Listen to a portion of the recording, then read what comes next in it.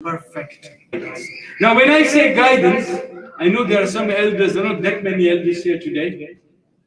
The system of guidance we all have in our cars, and you have seen in your dad's car, the system of sat-nav. You have seen sat-nav, which tells you, oh, I want to go to this place, turn left, turn right, this is how you go. It tells you the direction. Yeah. Now, satellite navigation are a system that we have of guidance. Now, look how Ahlul Bayt are the perfect sat-nav for us. They are the most up-to-date and reliable equipment. Through Tawheed and Tawakkulullah, we become connected to Allah subhanahu wa ta'ala. And then they are the most up-to-date software. The Quran is that software within us that can keep us guided. And the connection to power. We need to connect that sat-nav to some power source. That is our khulus, and we need to understand how important that khulus is, and the fact that we have to be connected to Ahlul Bayt in every aspect of our life. This love of Ahlul Bayt is not an ordinary thing, and it is something that people have to really understand the meaning. Salawat.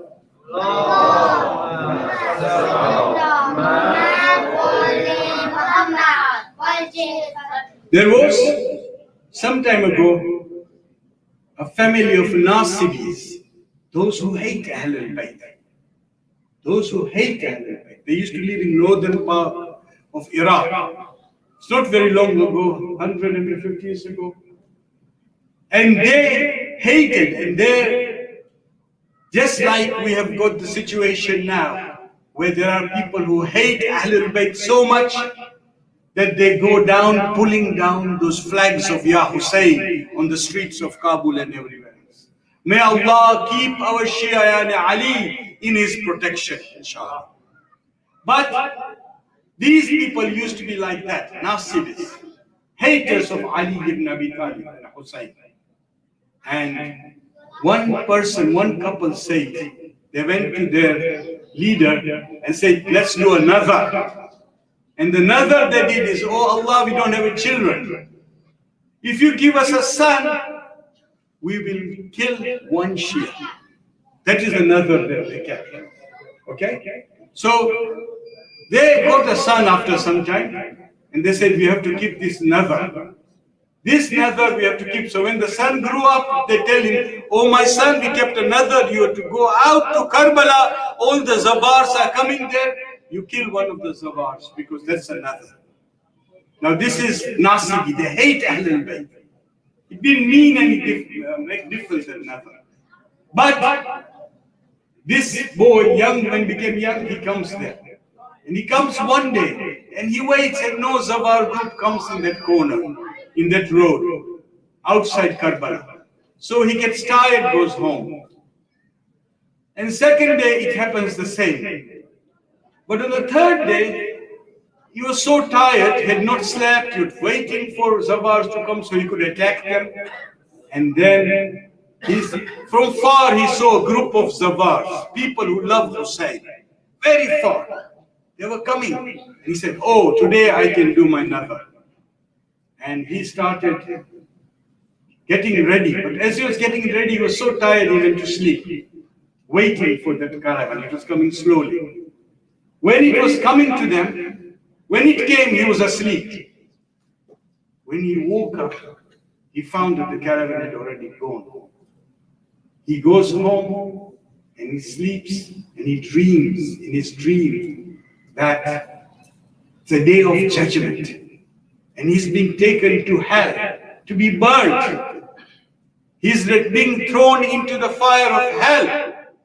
At that stage, this Nasibi, remember, gets this message. The angel says, suddenly, stop, don't take him into the hell. And the other angel asked him, why? He was there to kill. He is a hater of Ali. He needs to go to hell. And that man, the angel tells that person, the reason why he doesn't go to hell, because he was there sleeping when the caravan of Hussein's Azadar came, and all the dust that is on him, that dust makes it haram for him to go to heaven.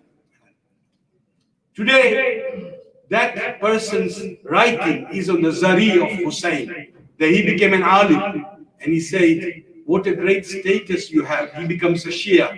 And he says, what a great status you have, that, oh Hussein, the Zabar's dust saves somebody from hellfire.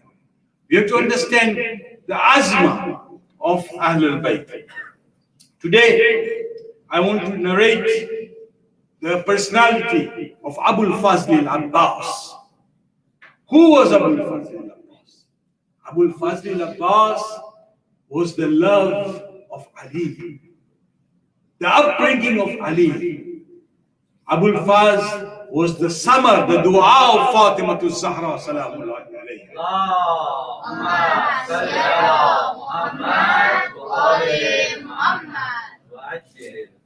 When Fatima to Zahra heard that Hussein will be alone, she made dua, Ya Allah, give him a brother who will be able to be next to him. He was the summer of Fatima to Zahra. And Abul Fazl had that upbringing. My younger brothers, look at the personality of Abul Fazl. Such a great personality. He had upbringing. His mother, Banin, says, O Abbas, O Abul Fazl, O Abbas, this is your Mawla, is not your brother, Hussein. He's your brother, but always think he's your Mawla. And never forget that. And how Abul Fazl used to walk behind Hussein. How he used to do everything Hussein used to tell him. That is the personality of Abul Fazl. And look at him. Look at his bravery. He's called Qamar-e-Bani Hashim. How was he called Qamar-e-Bani Hashim? Where did it happen?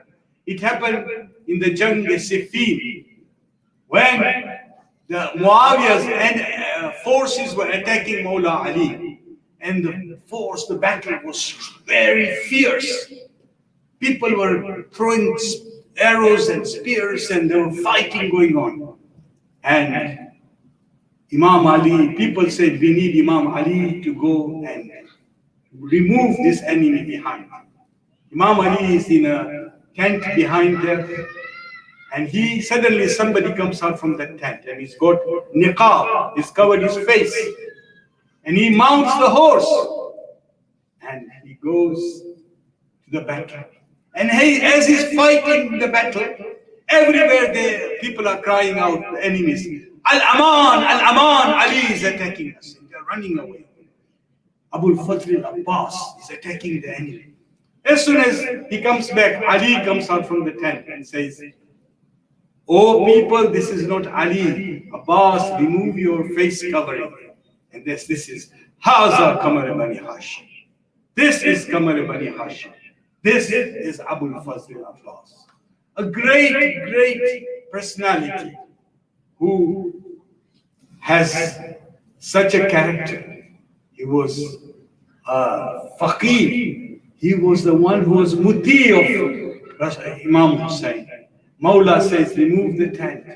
Mawla says, go and ask for the night permission.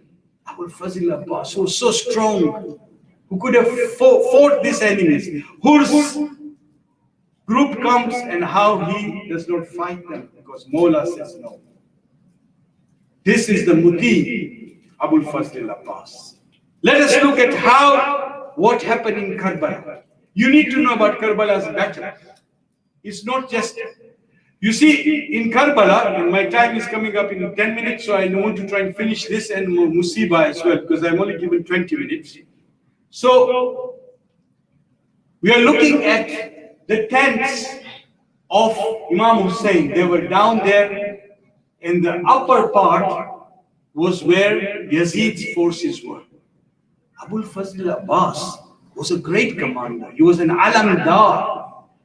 He knew strategically how to save, because Yazid's forces were in thousands, somewhere 30,000. They could have just walked in and just crushed the tents, and everybody could have been killed. Abul Fazl al-Abbas tells his 72 people, let us dig a trench in front there. Let us fill the trench with fire. and make sure that the horses don't come down running. And then he put the soldiers with spears so that as they came down the hill, they could be stopped. Abul Fazl did the strategic thinking.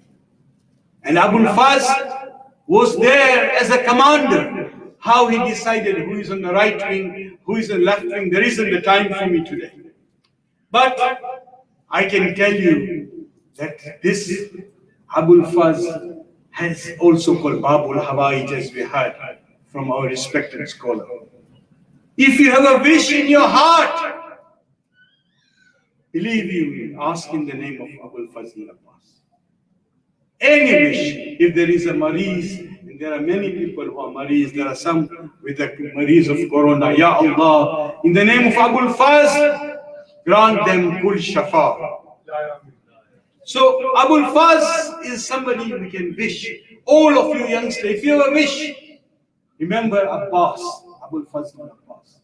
Use his name and ask Allah. I ask you in the name of Abbas. Why? Why is he a Babul Hawaij? He's Babul Hawaij because he had the wish to get water to Ruqayya and the little children in the tent. He went to get water. He obeyed every command of Hussein. And because his wish was not granted and his hands were cut off, Allah gave him wings and made him Babul Hawaij, a door from where we can get our wishes granted. We have to understand the personality of Abul Fazl Abbas. He was that very valiant person. In Karbala, before I reach to Musibah, you look at his jung, his battle. Abul Fazl was not allowed to take his sword with him. He just had his spear, he had his shield, and he had the water bottle with him. He was defending himself against the enemy, thousands of them. There is a champion of Yazid's army, Murid. Murid says, "Oh my son, I can even blow him and he'll go away. You go and fight." And one of them, all of them come in front of Abul Fazl. And Abul Fazl, with his spear and with his little protection, he manages to kill all the sons. Now Murid is really angry. He says, "I'm the champion of the Yazid's army. You killed my son." And he comes rushing to Abul Fazl Abbas. And as he comes with his lance towards Abul Fazl Abbas, Abul Fazl Abbas has got mashk in his hand, alam in his hand, but with the other hand, he takes that spear and turns it round towards Murid, and Murid is killed within a second. This is Abul Fazl Abbas. On the day of Ashura, Abul Fazl comes to Mawla. Oh my Mawla, give me permission to go and fight this enemy forces. Abul Fazl doesn't get permission, but Ruqayya bint al-Hussein comes. "Oh my father, oh Baba, we are thirsty, al-atash, we want some water. Send Abul Fazl to get water for us." Abul Fazl gets the permission. He takes the mashk, sakina, mashk Ruqayya, and goes towards Yazidi forces. But as he's leaving, he says, "Khuda Hafiz to the ladies of the Haram." And Bibi Janab Zainab cries out, "Oh Abul Fazl, you are leaving us. Who will be the muhafiz of our chadar? Who will look after the ladies and the children when you are gone?" Azadari Hussein, you know what happened. Abul Fazl goes. He fights a very brave battle. He moves all the enemy away. He gets into the water, into the river Furat. He's thirsty for 3 days. Abul Fazl takes the water in his hand and then says, "Oh, water of Furat, you will get to Ruqayya and the children. They are crying al-atash. How can I drink you?"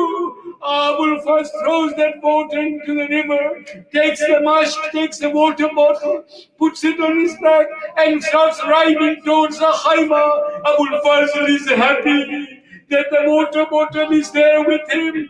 As he comes out of that place, Umar says, surround Abbas, surround him from every side. There are people hiding behind the trees. There is one alone who is hiding behind the tree. He goes from behind and cuts Abbas's right hand.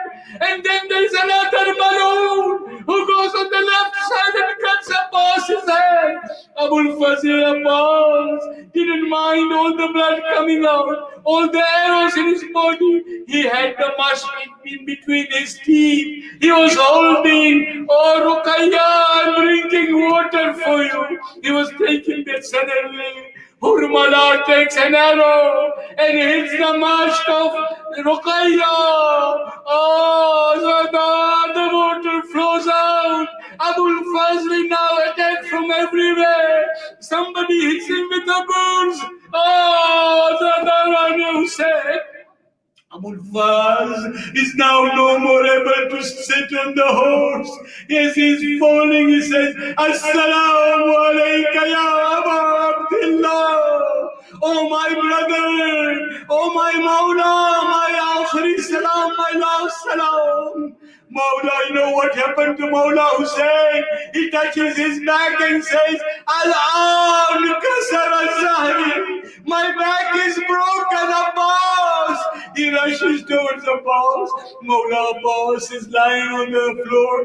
Imam takes him on his lap and says, Abbas, do you have any wishes? Abbas says, Ya Mawla, I have wishes. I want 2 wishes. I want one thing. My one eye has got an arrow and the other eye has got so much blood. I can't see you. I was born when I first saw you. Please remove the blood from the other eyes so I can see you for the last moment. And then he says, oh my Mawla, don't take my body back to Khyber. My children, all the children are waiting for water. How will they know that they did not get water? Hussein carries the alam of Abul Fazl Abbas, goes towards the tent as they see the mashk and the alam. Ruqayya and the children start crying out, Ya, oh children, we've got water. My Ammu Jan is bringing water for us. As soon as they see Imam Hussein, they say, where is Huja Abul Faz? Where is he? He is there between near the river. Hussein tells Ruqayya, your uncle has left us. He's left this world. Oh, you should see how Zainab and all the ladies started crying. Ya Abul Fazl Abbas, Ya Abul Fazl Abbas, we are all alone. Allah la'natullahi ala al-qawm az-zalimin. سيعلم الذين ظلموا أي منقلب ينقلبون إنا لله وإنا إليه راجعون. Ya Allah, Ya Allah, Ya Allah. Abul Fazl is Babul Haraj. Ya Allah, we take the wasila of Sayyidi Abul Fazl Abbas. Ya Allah, accept this moment that we have spent here as ibadah. Ya Allah, those mu'mineen in the world, the situation in Afghanistan is not worth speaking. How our Shias are in fear, in difficulty. Our ladies, Ya Allah, in the name of Zainab and Kulsum, Ya Allah, keep them in your hifz or aman. Ya Allah, keep our Shia and Ali in the whole world in hifz or aman. Ya Allah, these children who come early to listen, Ya Allah, make them the followers of Abul Fazl Abbas. Ya Allah, remove the difficulty, bala from all the Azadari Hussein. Ya Allah, grant us that tawfiq to become the true followers of Ahlul Bayt. Ya Allah, hasten the reappearance of Wali al-Asr, Hujjat ibn al-Hasan, salawatullahi alayhi, salawat. Allahumma salli ala Muhammad wa sallim.